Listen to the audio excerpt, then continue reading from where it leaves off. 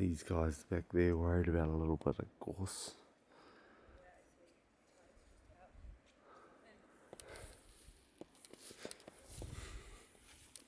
Most? Are you like... That's amazing. It was ridiculous. How what's the time? Fry up time. And what day is it? The 30th of June. What's the significance? That's my birthday. Help me. Yeah! This week's video, we're really nothing too much action packed, but we are camping at Pataua, or Pataua. Again, someone could please explain how it's pronounced down below if you would like to. What we're going to do, we're here with some friends, they've got a van. I'm going to give you a run through of our van, which some of you would know, probably a lot don't. I used to live full time in this van based at the sheds at Omaha for a little while. This was my only living, other than having a fridge plugged in inside.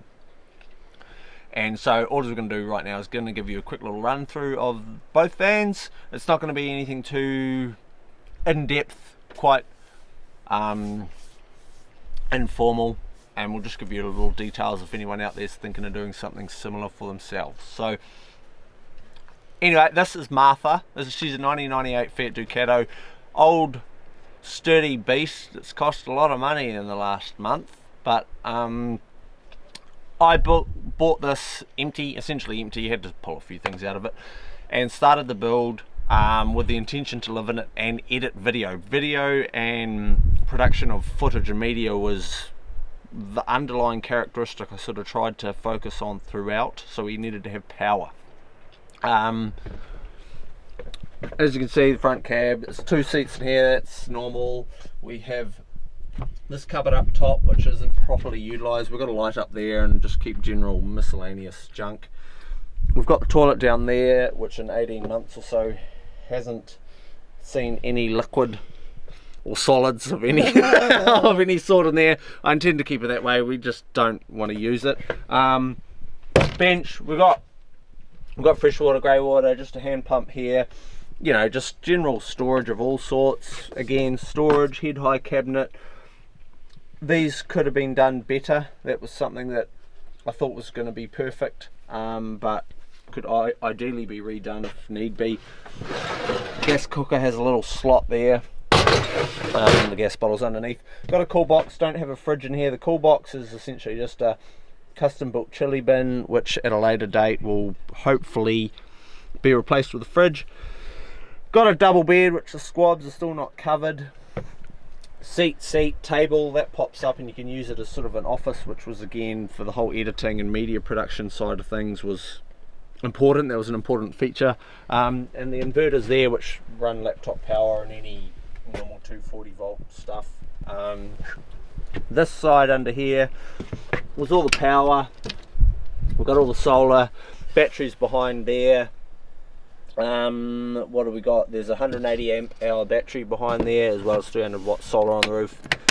A couple of USB ports here, which is not the main sort of charging system. So just round to the back here, we've got a surfboard and skimboard under there. This under here is a mess of wires, and it usually is kept as a mess of wires. We've actually got the internet on. There's a mobile modem there, as well as however many charging ports are. There's like 1, 2, 3, 4, 5, 6, 7, 8 USBs plus 2 cigarette ports, which again, like Thundercat Nationals this year, we charged probably 80 or 100 batteries through the van throughout the course of the week on the move. So that was again what it was designed for. Big sturdy roof rack that was made, well, I think they probably put that on for broadcasting live TV off it. 2 owners before me, I believe. So we've got the solar panels up there. One of those cool features that you hardly use, ain't it really, the roof rack, that it's a very sturdy, I'll grab a shot later, roof rack that we don't really utilise for anything because it's half covered with solar panels. Yeah, in summer we sit in it sometimes. Yeah, we should more, but we don't. So that's kind of the general gist of the van. It's really nothing, well, she's not pretty.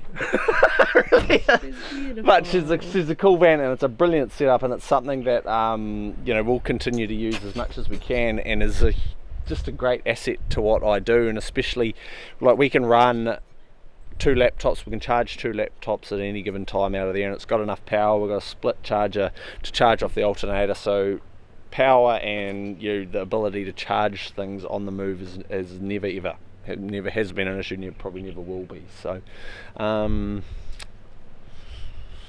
guess that's it for my van. We'll go over to this van, Jed. So who are you? Okay. Hi guys, we're Ben and Emma, and we live in our van. This is Jed, that's his name. So Jeddy is a Ford Transit 2011 mid-roof long wheelbase van. God, that's a mouthful. But yeah, we're going to give you a tour around our little tiny home on wheels and show you where we live.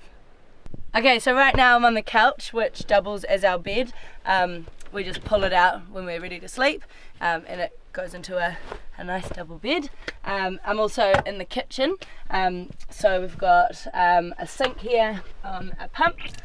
Ben will talk about the tanks and stuff later. Our bathroom. And here is our quite messy pantry, with cupboards as well. We've got a little open up fridge, which also doubles as a bench table, a desk, and the fridge in here. And swivel my legs around, and now I'm in the dining room. The long hallway. This goes up and down as well, so we often sit here to eat and play cards and stuff. It's quite a nice little space. Something that probably a lot of people ask and wonder with living in vans is toileting and showering. You don't have a shower in here, but you do have a toilet. Yeah, so we definitely don't have a shower in here. We basically decided that we didn't have the space, and carrying the extra water for a shower and trying to get the moisture out was just going to be too difficult. So we decided not to have it. We both have gym memberships, so we basically go to the gym every day, we shower there, and obviously when we're on campgrounds, they have facilities that we can use as well. So that's the showers. Toilet, we've got a cassette toilet under here. So I'll just move these cushions out the way. Now, we decided not to do a bathroom for the same reason we didn't have a shower, is the space of creating the room. So in order to create privacy, we've got a flip up lid which doubles up as our privacy screen. So when I'm doing my business here, Can't see it. and Emma's over there, then It's like nothing's happening. it's like nothing's happening over here. That noise. Yeah, that's pretty much a standard cassette toilet, porta potty. That'll keep us from having to empty that probably 4 or 5 days. We typically empty it every 3 days just to make sure it's not too full. And we do have a rule at the moment that it's number ones only. So again, when we go to the gym and we shower, that's when we do all the nasty stuff. Drop the kids at the It pool. doesn't leak at all. Yeah, it doesn't leak on long drives. Power. What power setup do you have in here? Power. So we have a 250 watt solar panel on the roof. We've got a voltmeter here, and we've got a solar controller just in the corner down there, and that's connected to 220 amp hour batteries in a 12 volt configuration. So that gives us 240 amp hours, and that powers our fridge, which is full time. That's quite energy efficient and only draws 1 to 1.2 amp hours. And we've got a couple of USB outlets. We haven't put an inverter in yet. We haven't really needed to charge anything off the mains. Everything that we've bought has really been running off 12 volts. We're trying to keep that as pure 12 volts as we can. That's more efficient for the batteries. And you have a Shaw plug-in as well, where you can plug in the mains. Yeah, at the moment we've plugged into the campground. We've got the lead here, so it's nothing too fancy. We don't have a 240 volt electrical system in here, which means that we don't need the electrical certificate of fitness. It plugs a camping lead straight into the campground with a RCA, and yeah, it's completely independent to the van. Okay, so under our fridge we have a cooker that runs off. Oh my god, it's so dirty. Sorry. That runs off methylated spirits. So to work this guy, you pull it up, pour the meths in there, and then just light it with a match. So also that's for all our frying and just stovetop stuff. But we have this as well, which is essentially an oven. So the heat comes up through the middle and just disperses evenly over the food. So we can bake in there and do pasta bake, pizzas and things like that. Fish, yeah, whatever. And you went that little oven, why? The gas certificate or something? Oh, we went with that because when I was looking to put the gas in, I needed to basically put a gas door with a drop vent in, and it was then looking at making modifications to the van that I wasn't too comfortable in doing, and I was also carrying 2 gas bottles, and we were really pushed on our space. So we went down the track of the methylated spirit burner, which is widely used in a lot of boats and in motor vehicles. So it was a good fit for us. It means that we didn't need to get the gas certificate. We don't need to carry bottles, and it saved us a little bit more space. And it's really quite versatile. We can take that outside. We do have a hot plate for it as well, so we can use that for barbecuing. So yeah, it works for us. I know a lot of other people prefer to cook on gas, so I guess that's a personal preference. So in New Zealand, to get your self-containment sticker, you do have to carry your own fresh water and have to carry your own grey water. So to fulfill that requirement, we have an opaque 25 litre freshwater tank here. You need to be able to breathe that tank, so we double up our breather hose with a hose connector, so we don't have to take that tank out to fill it up. We plug it in, we can fill whilst it's inside the kitchen, and that meets the self-containment requirement. We've got our extractor hose here, which we dump our grey water from this valve. So we plug that in, we take it to the dump station drain, and we just open that up, and again we can drop all of that grey water without having to take the tank out of the van, which is really handy.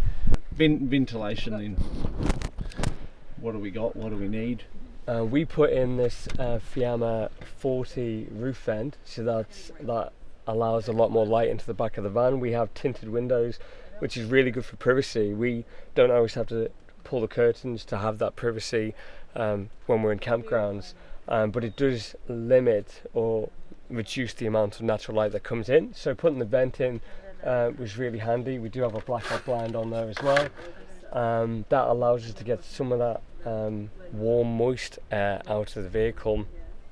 I think if I were to put another vent in again, I would put a built-in fan. We've connected one here, and that allows to move the air around and helps get some of that moist damp air out, which is a problem I think for any vans or RVs. Yeah, we have an Instagram page which is minimalist and free. It's actually minimalist_free, but you can put that in. Yeah, I'll put it in. Yeah. Minimalist and free, and that's got a few photos from us building the van, places that we've been in the van, and a few other things on there, so you might want to check it out. Okay, so why the van? Well, when we bought the van, we spent a lot of time in it, even though it was half finished, going away for weekends, cooking down at the beach at night, and we wanted to do a little bit of travel. Yeah, so we wanted to do a bit of travel, and we decided we'd both go to a place that we'd not been together before, which was South America. So we took a bit of a leap, and we decided to move into the van full time, and we rented out the house, which basically covered itself, and we saved all of the money from our mortgage repayments to fund our travel. So it's a case of making a sacrifice to be able to do something amazing, and South America was amazing, and you know, we've finished that trip now and we've come back, and it's definitely a case of not looking back. So we're continuing with van life, and we're still here full time. There's nothing in the house that we don't have here apart from a hot shower, which we have at the gym, has been said, but we have everything. So we've got our bed, our kitchen, and our lives haven't changed. Like, it's not really hard or anything like that, so it's just an easy option, way cheaper to live, and fun. Like, we can just come away like this for the weekend. It's cool. If you guys have been traveling and you've stayed in backpacker hostels, like, this is way more comfortable, and you're not sharing it with another 12 people in the same room and, you know, shared kitchen or bathroom space. This is all of our own space, so, you know, it's ours. We keep it clean and tidy, and it's a place that we're really happy to be in, so that's why we do it. Okay, so there's basically the look over the two vans from the weekend. Something a little bit different, something that a lot of the information is probably quite important to quite a few people, because I know a lot of people at some stage think about being mobile and living in a van. So, I mean, that's it really. As usual, I'm Sam Price. I'll see you at the beach.